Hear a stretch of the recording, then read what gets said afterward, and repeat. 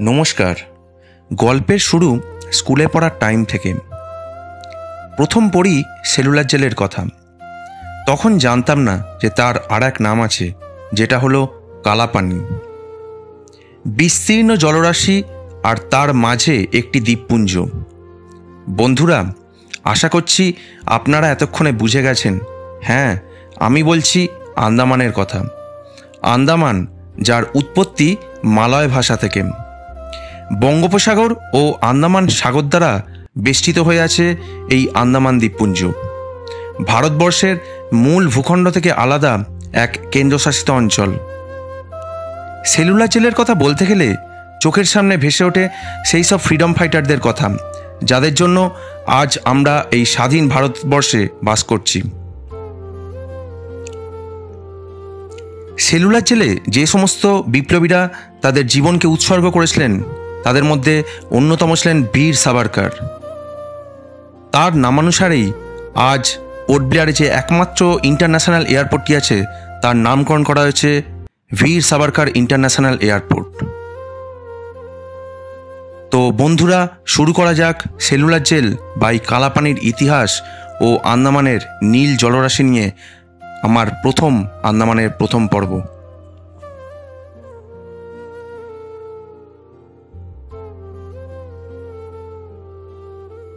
নমস্কার বন্ধুরা, good morning everyone. আশা করি সবাই খুব ভালো আছেন। আজ 22 মার্চ, 22শে মার্চ। এখন বাজছে ঠিক 5:36। আমরা যাত্রা শুরু করব আন্দামানের উদ্দেশ্যে। আমার সঙ্গে যাবে আমার ওয়াইফ জয়শ্রী দে, আমার মেয়ে সৌজন্যা দে এবং আমার শাশুড়ি মা করবী ভান্ডারী। তো আপনারা সঙ্গে থাকবেন এই আশা করছি। আপনাদের যেতে যেতে সমস্ত কিছু দেখাবো। তো বন্ধুরা, এই হচ্ছে আমার ছোট্ট সদস্য, আমার মেয়ে সৌজন্যা, আমার ওয়াইফ জয়শ্রী। ওদিকে আমার মা বসে আছে, কিন্তু দুর্ভাগ্যবশত মা আমাদের এই সফরের সঙ্গী হচ্ছে না, কারণ মা হচ্ছে অলরেডি আন্দামান ঘুরে এসছে। তার গল্প আমি বলবো, ভিডিওর মাঝখানে বলে দেবো আপনাদেরকে। আমার শাশুড়ি মা। তো বন্ধুরা, উবার বুক করছি, আবার দেখা হচ্ছে আপনাদের সঙ্গে। তো বন্ধুরা, এই উবার চলে এসছে, তো আবার এয়ারপোর্টে দেখা হচ্ছে।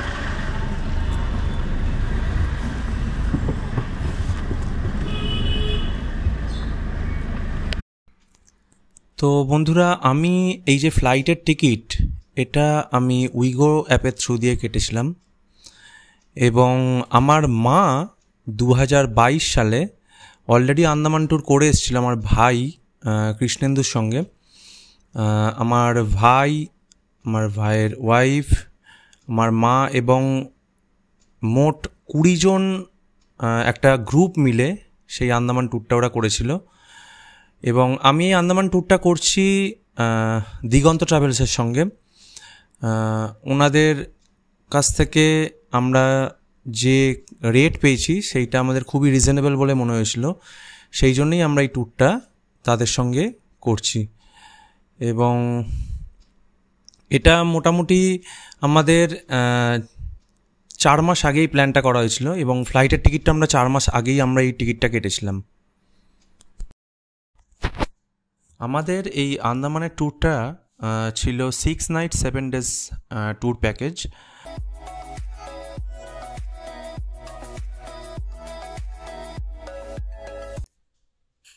সকালের ফাঁকা বাইপাস আর সানরাইজ দেখতে দেখতে কখন যে নেতাজি সুভাষ বোস এয়ারপোর্টে পৌঁছে গেলাম টেরই পেলাম না।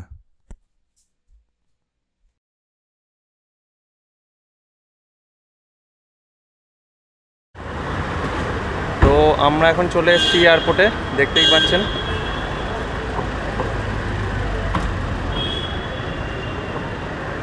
তো আমরা এই 4 জন সফরসঙ্গী হতে যাচ্ছি আন্দামানের। সৌজন্যার প্রথম উড়োজাহাজ যাত্রায় বাবা হয়ে এইটুখানি স্যাক্রিফাইস তো করাই যায়, তাই ওকে উইন্ডো সিটটা ছেড়ে দিয়েছিলাম। তাই আকাশপথের সৌন্দর্য আর তুলে ধরার সৌভাগ্য হলো না।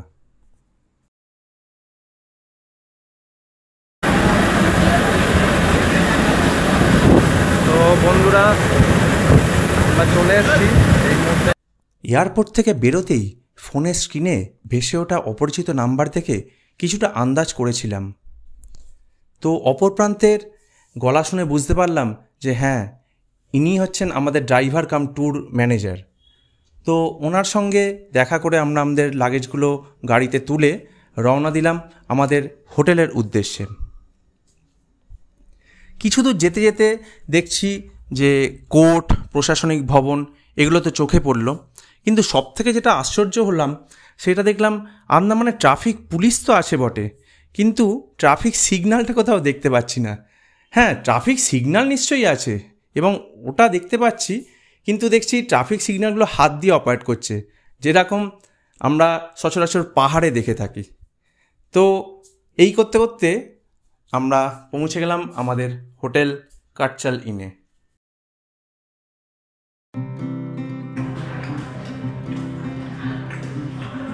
তো এই হচ্ছে আমাদের হোটেল। হোটেলের নামটা আপনারা নিজেরাই দেখে নিন, কাটচাল ইন। আমার মেয়ের কাণ্ড দেখুন কি করছে।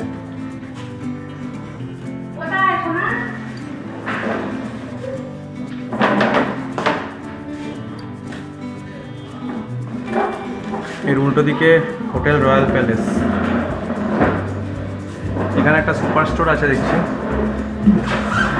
জানি না দেখাতে পাচ্ছি কিনা আপনাদের। মেন রোড একদম ঠিক পাশেই। তো বন্ধুরা, চলে এসছি আমাদের রুমেতে। আপনাদেরকে একটা রুম ট্যুর করে দিই ছোট্ট করে।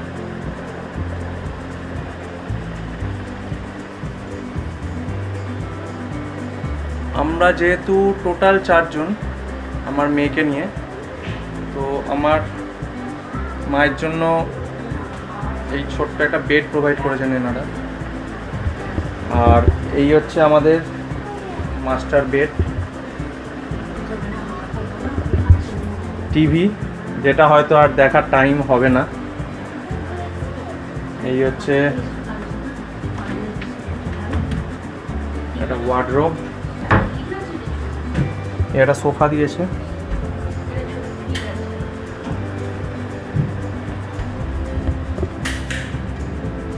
আর এই হচ্ছে বাথরুমের এন্ট্রান্স, হ্যাঙ্গিং কমোড, গিজার আছে।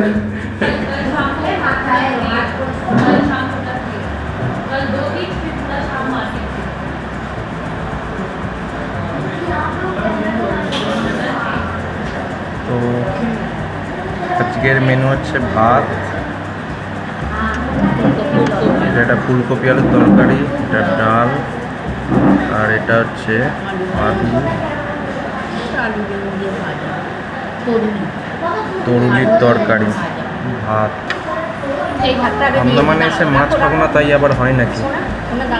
এই একটা মাছের পিস দিয়েছে। তো খুব খিদে পেয়েছে, আমরা তো খাবারে মন দিই।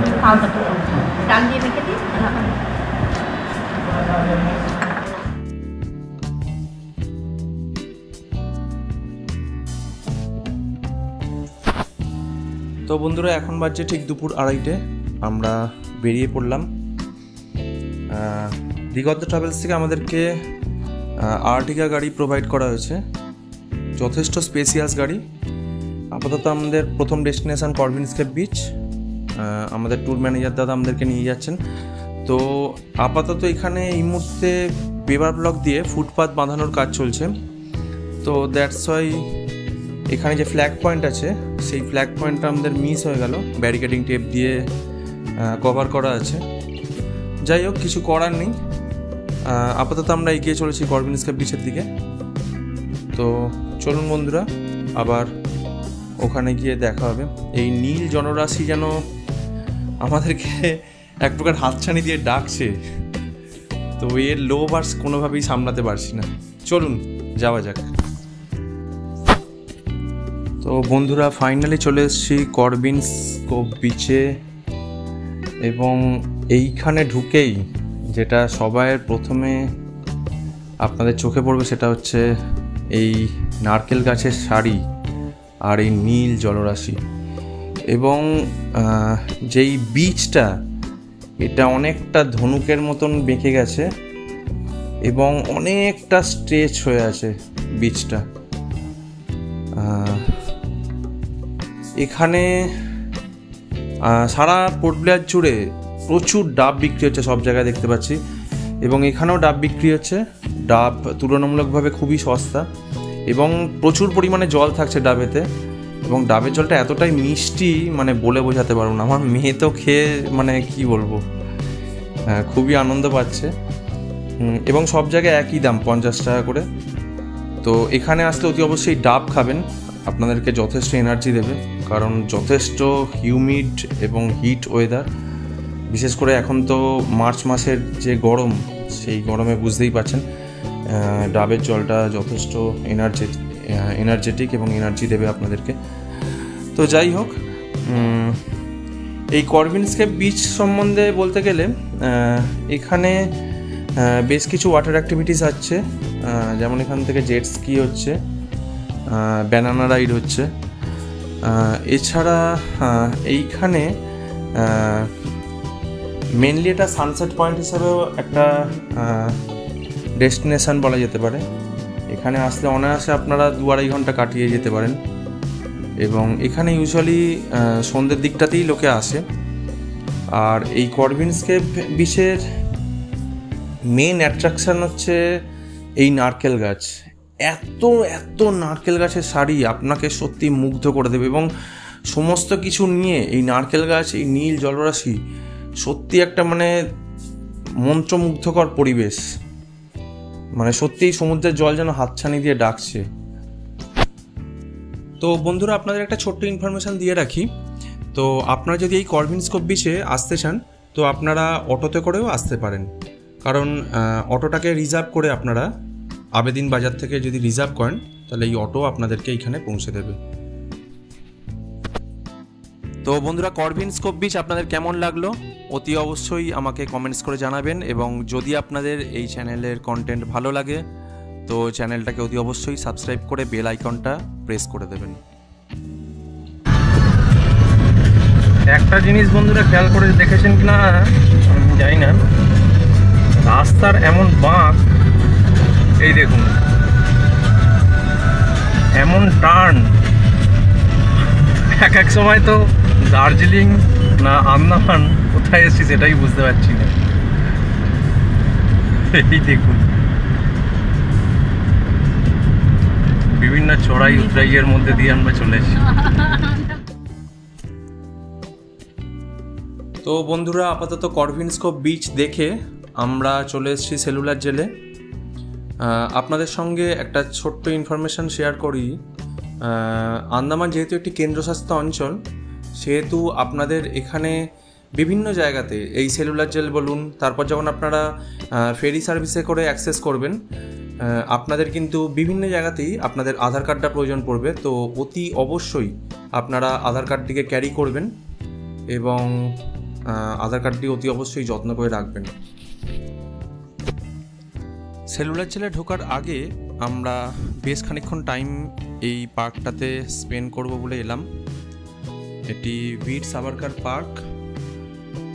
এখানে যে সমস্ত মুক্তিযোদ্ধারা আমাদের দেশের জন্য তাদের প্রাণ উৎসর্গ করেছিলেন, তাদেরকে সম্মান জানিয়ে এই পার্কটি তৈরি করা হয়েছে। এটি সারা বছরই খোলা থাকে, এবং এই পার্কে কোনো রকম কোনো এন্ট্রি ফি নেই। এটি সকাল থেকে রাত্রি পর্যন্ত খোলা থাকে, এবং এইখানে আমরা খানিকক্ষণ টাইম স্পেন্ড করে তারপর আমরা সেলুলার জেলে যাব। আপনারাও যদি চান তো এই পার্কে এসে খানিকক্ষণ টাইম স্পেন্ড করতে পারেন। বীর সাভারকার পার্ক দেখে আমরা ঢুকলাম সেলুলার জেলে। ঢুকেই আমাদের প্রথমেই চোখে পড়ল এই প্রজ্বলিত দ্বীপ, যেটা 24 ঘন্টা প্রজ্বলিত থাকে বীর যোদ্ধাদের সম্মানে। এইবার আসা যাক সেলুলার জেলকে কেন কালাপানি বলা হয়। ভারতের আন্দামান ও নিকোবর দ্বীপপুঞ্জের সেলুলার জেলটিকে কালো জল বলা হয়। এর সাথে জড়িয়ে আছে কুখ্যাত ইতিহাস। ব্ল্যাক ওয়াটার নামটি জেলের অন্ধকার এবং নৃশংস অতীতের প্রতীক, যেখানে অনেক ভারতীয় স্বাধীনতা সংগ্রামী ব্রিটিশ শাসকদের দ্বারা বন্দী এবং অমানবিক আচরণের শিকার হয়েছিল। ভারতের স্বাধীনতা সংগ্রামের সময় ব্রিটিশরা রাজনৈতিক বন্দী এবং মুক্তিযোদ্ধাদের নির্বাসনে সেলুলার জেল ব্যবহার করেছিল। কারাগারে বন্দীদের সাথে কঠোর অবস্থা এবং নৃশংস আচরণের ফলে ব্ল্যাক ওয়াটার ডাকনাম হয়, যা সেখানে বন্দীদের জীবনকে চিহ্নিত করে, গভীর যন্ত্রণা ও অন্ধকারকে নির্দেশ করে। ব্ল্যাক ওয়াটার এই শব্দটি গভীর হতাশা এবং অন্ধকারেরও প্রতীক, যা তাদের পরিবার থেকে বিচ্ছিন্ন এবং শারীরিক ও মানসিক নির্যাতনের শিকার বন্দীদের জীবনযাত্রাকে গ্রাস করেছিল। নামটি ভারতের স্বাধীনতার জন্য যারা লড়াই করেছিল এবং এই ব্রিটিশ শাসকদের দ্বারা সংগঠিত নৃশংসতার জন্য তাদের ত্যাগ শিকারের একটি স্মারক হিসেবে কাজ করে। সামগ্রিকভাবে ব্ল্যাক ওয়াটার ডাকনামটি সেলুলার জেলের ভয়াবহ এবং নিপীড়নমূলক ইতিহাস এবং ভারতের স্বাধীনতা সংগ্রামের একটি অন্ধকার অধ্যায়ের সময় এর দেওয়ালের মধ্যে বন্দীদের দ্বারা সহ্য করা দুর্ভোগকে ধারণ করে।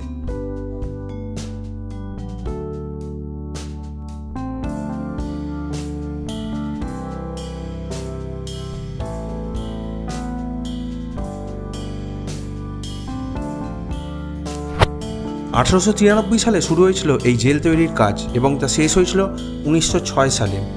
বার্মা থেকে লাল রঙের ইট এনে এই জেল তৈরি করা হয়েছিল। এই সেলুলার জেলে বিশাল 3 তলার কাঠামো ছিল। সেখানে ভবনের 7টি শাখা ছিল। কেন্দ্রে ছিল টাওয়ার, যেখান থেকে কারাগারের নিরাপত্তারক্ষীরা সকলের উপর নজরদারি রাখতেন। পেনসিলভেনিয়া সিস্টেম বা পৃথক সিস্টেম যেটিকে বলে, তার উপর ভিত্তি করে তৈরি হয়েছিল এই সেলুলার জেল। জেল যাতে একজনের বন্দী আর একজনের থেকে আলাদা থাকতে পারে, তার জন্যই এই সিস্টেম করা হয়েছিল। সেলুলার জেলের প্রতিটি কক্ষই 3 মিটার উচ্চতা ছিল। প্রত্যেকটা ঘরে থাকতো একটি করে ঘুলঘুলি, যেটা মেঝে থেকে মোটামুটি 10 ফুট উঁচুতে অবস্থান করছে। একটি বিশেষ ডিজাইন করা লোহার গিল করা দরজা থাকত।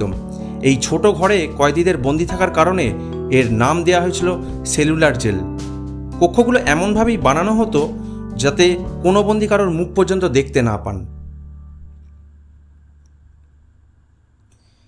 বন্দীদের মধ্যে বহু আন্দোলনকারী ছিলেন, যাদের নাম স্বর্ণাক্ষরে খোদাই করা আছে। যেমন তাদের মধ্যে অন্যতম বটুকেশ্বর দত্ত উল্লাসকর, সাভারকার, শচীন্দ্রনাথ সান্যাল, হরেকৃষ্ণ কোনার, সুবোধ রায়, ত্রৈলোক্যনাথ চক্রবর্তী প্রমুখ। 1941 সালে ভূমিকম্পের সময় ক্ষতির মুখে পড়ে এই কারাগার। মূল 7টি ভবনের মধ্যে 4টি ভেঙে ফেলা হয়। 1947 সালের 15ই আগস্ট ভারত স্বাধীনতা লাভ করার পর পোর্ট ব্লেয়ারের জিমখানা গ্রাউন্ডে পতাকা উত্তোলন করা হয়। সেলুলার জেলটি ভারতের প্রাক্তন প্রধানমন্ত্রী মোরারজি দেশাই 11ই ফেব্রুয়ারি 1979 সালে এটিকে জাতীয় স্মৃতিসৌধ হিসেবে ঘোষণা করেন।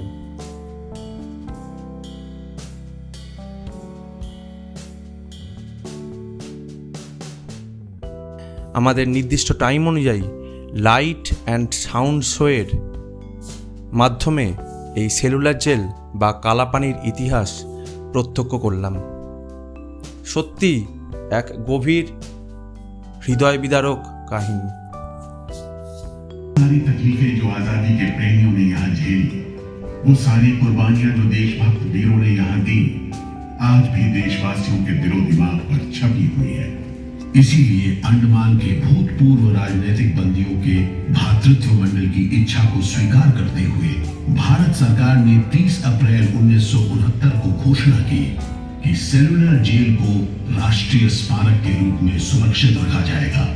भारत की आजादी के दीवानों ने जो अमानवीय यातनाएं इस कारागार में सही, ताकि भारतवर्ष आजादी की उन्मुक्त हवाओं में सांस ले सके, उन बलिदानों को आने वाली पीढ़ियां भूल नहीं पाएंगी।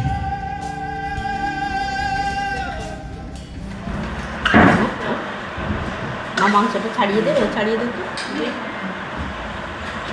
না, ছাড়াতে দেবে না। তুমি দাঁড়িয়ে খাও না সোনা, তোমার অসুবিধা হচ্ছে, তুমি দাঁড়িয়ে না মাংস ছাড়িয়ে দিলে তো ভালোই হবে। রাত্রিবেলা হোটেলেই ডিনার করলাম। মেয়ের সঙ্গে খুনসুটি করতে করতে কীভাবে যে গোটা একটা দিন কেটে গেল তার টেরই পেলাম না। মাকে বলো মানে ছাড়িয়ে দেবে।